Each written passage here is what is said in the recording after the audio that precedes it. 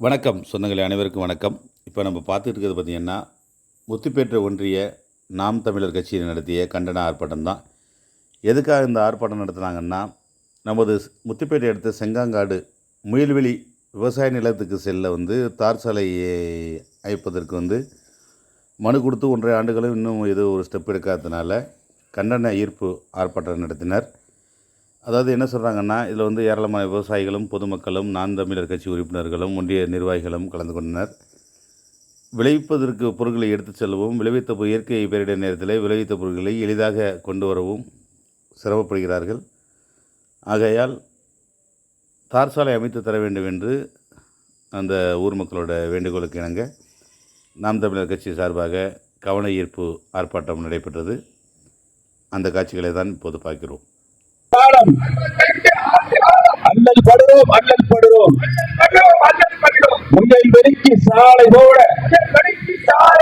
முன்னாள் அமைச்சரின் உத்தரவு முடிஞ்சு போச்சா பிள்ளை விளாகம் செங்கங்காடு முயல் வெறிக்கு சாலை போட முடியாதா பிள்ளை விளாகம் செங்கங்காடு முயல் வெறிக்கு சாலை போட முடியாதா நிதி இருந்தும் சாலை போட முடியாதா குறை தீர்க்கும் முகாம் என்பது ஏமாற்று குறை தீர்க்கும் முகாம் என்பது ஏமாற்று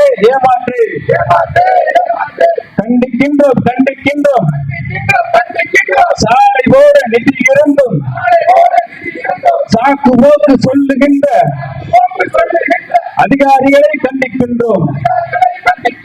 மாநில அரசை கண்டிக்கின்றோம். ஊராட்சி நிர்வாகத்தை கண்டிக்கின்றோம்.